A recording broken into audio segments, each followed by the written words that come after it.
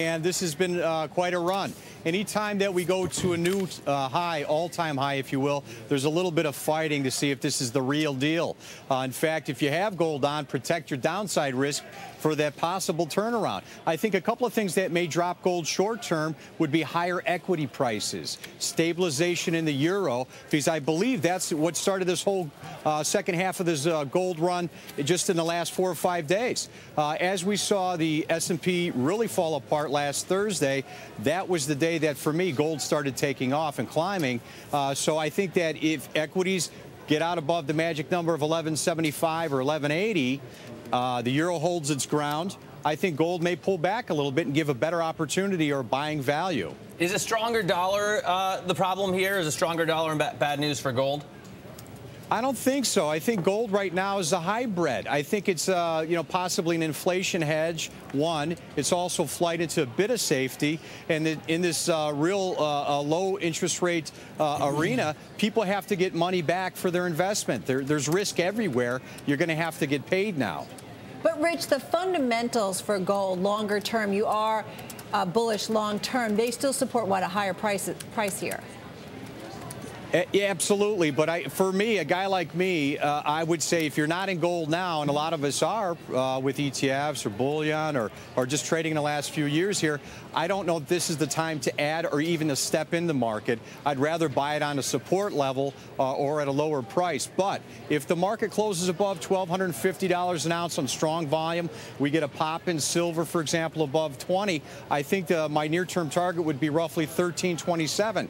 So if it sounds like I'm kind of back and forth, I am. I need more data. I need a chart pattern I can sink my teeth into before I step up to the plate. So is 1327 your high for the year? Is that the number that you're looking at?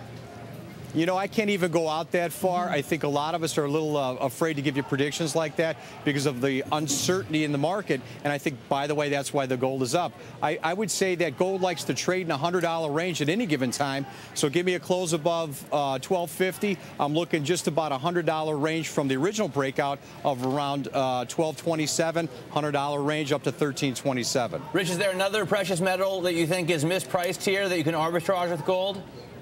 I like silver. I think a lot of folks, in fact, that's another way to participate in metals. If you feel like you miss gold here at 1230 or 40 where it's at, perhaps you buy silver. There is a silver to gold ratio that's kind of out of kilter. I'm surprised that silver hasn't made an attempt, at least, to hit or touch all-time highs, as gold did. So that would be something I would look at. Perhaps copper got a little ahead of itself on the downside. Perhaps I would buy copper with a short stop below $3. That may be something that comes back a little bit as well. Not too much speculation in that market. I mean, we hear all the time that so many Chinese are in the copper market just merely as speculators, 75, 80%. Well, listen, you're talking about longer term. That would be maybe the economy comes back in a year type of play. If you're talking about, infrastructure in South America, the Chinese, of course, as long as the fundamentals set up with the chart pattern, I'm in. So maybe we've reached a short-term low. That might be an angle for, clients that want to have metal exposure, 1, 2, maybe emerging market exposure. But that would be, something to think about. All right, Rich Ilczyszyn, thank you so much for joining us, senior market strategist over at Lind-Waldock.